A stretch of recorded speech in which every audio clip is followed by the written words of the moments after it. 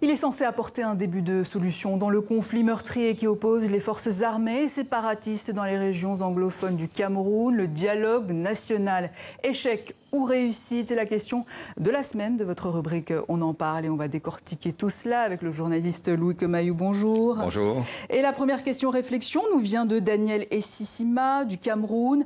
Ce n'était pas un dialogue, dit-il, c'était plutôt un bialogue, contraction de bia et monologue. Il était voué à l'échec dès son annonce le 10 septembre 2019. La guerre continue dans les régions du nord-ouest et du sud-ouest. Les parties prenantes au conflit n'y étaient pas. Ils ont fait venir des faux anciens en bas-boys, les ex-séparatistes. Que lui répondre à Daniel, Louis ?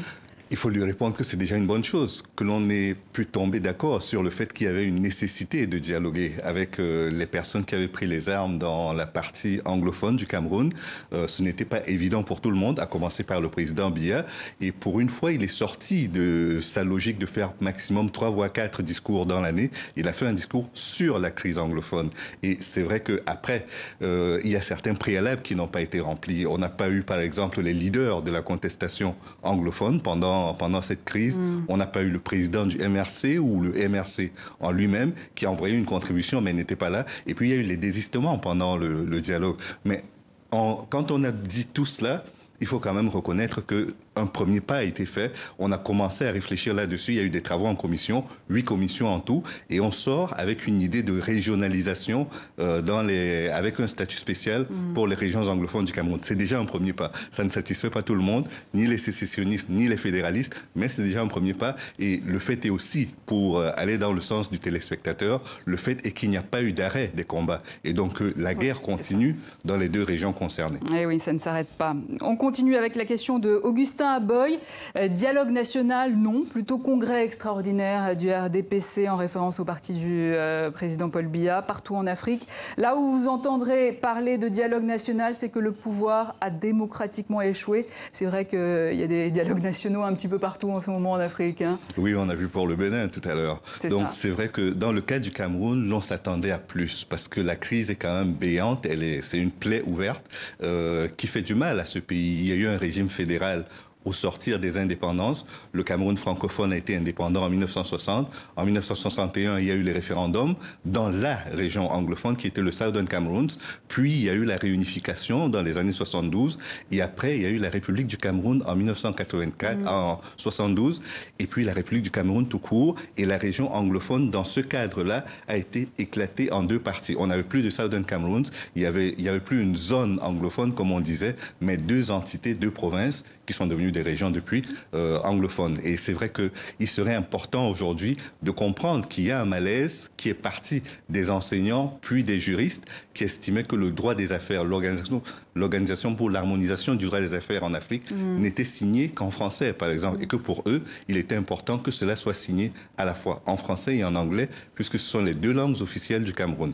Pareil pour l'enseignement, les enseignants ne comprenaient pas qu'on leur envoie des profs d'anglais francophones, alors que sur place, ils ont déjà non seulement un système d'éducation différent, mais des enseignants qualifiés pour enseigner en anglais. Donc c'est tout cela qui est sur la table aujourd'hui et qui mérite une étude beaucoup plus approfondie et beaucoup plus sérieuse que ce que nous avons eu pendant le grand dialogue national. Si j'abondais dans le sens de votre téléspectateur, je dirais que pour que ce ne soit pas une grande distraction nationale, il faudrait qu'il y ait un vrai dialogue qui soit organisé à la suite de cette première consultation qui s'est faite sans véritablement toutes les parties prenantes qui devaient permettre de sortir de façon durable de la crise. Est-ce qu'un dialogue national a déjà servi à quelque chose dans l'histoire finalement ?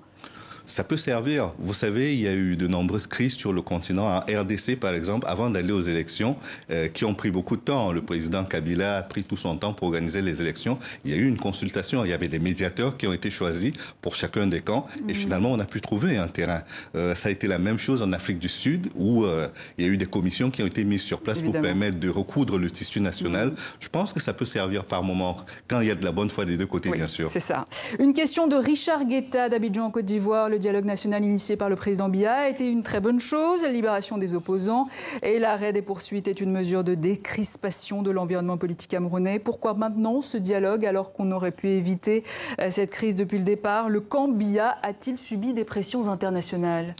Je préfère qu'on ne présente pas cela sous forme de défaite d'un camp par rapport à un autre. Je préfère voir la victoire du Cameroun. On est sur le chemin d'une victoire qui est encore, pour l'instant, très hypothétique parce qu'il y a eu plus de 3000 morts et on ne compte pas les déplacés à la fois intérieurs et extérieurs. 140 000 déplacés. Plus de 140 000 déplacés. Et récemment, il y a eu des images d'horreur par rapport à une gardienne de prison qui a été décapitée. Donc, on ne peut pas dire qu'il y a victoire d'un camp sur l'autre. Et on ne peut même pas évoquer une pression internationale. Ce que je retiens, c'est que l'impératif de cohésion nationale a été finalement entendu et que tout le monde se met autour de la table pour résoudre une crise qui est une crise menaçant la stabilité du pays. Et donc, pour ça, il faut déjà le saluer. Maintenant, est-ce que les partenaires peuvent nous aider à faire en sorte que cette victoire soit consolidée et débouche sur une fin de la crise? Ça, je l'espère véritablement. En tout cas, le dialogue est terminé. Les conclusions vont être mises au président qui se trouve en France, à Lyon, pour une rencontre.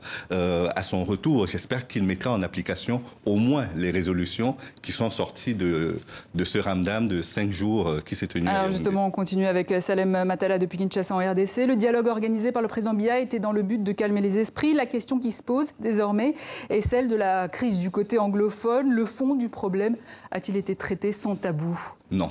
Non, justement. Je pense qu'il y a eu 8 commissions pour parler de la crise anglophone, mais sur les 8, il y en a maximum 2 qui traitaient de cela. Il y en avait une sur la décentralisation et la gestion des entités régionales, mais le fait est que on a mis beaucoup trop de sujets dans la crise anglophone, comme par exemple la question du code de la nationalité et plusieurs autres questions annexes qui n'ont rien à voir avec la crise proprement dite dans les régions anglophones. Et c'est ça qui fait problème parce que si on convoque un grand dialogue national sur un sujet, on ne va pas être hors sujet. Et malheureusement, on a été hors sujet pendant ce dialogue national. Alors Louis, on n'a plus qu'une minute. Dernière question. Alors signé Arcade Sonipo du Congo, Paul Biya doit s'inspirer de l'expérience des autres pays tels que le Zimbabwe, la Gambie, l'Algérie et le Soudan. Ses homologues se sont accrochés au pouvoir et la pression les a poussés à céder le pouvoir. Il est grand temps que Paul Biya revoie sa politique interne.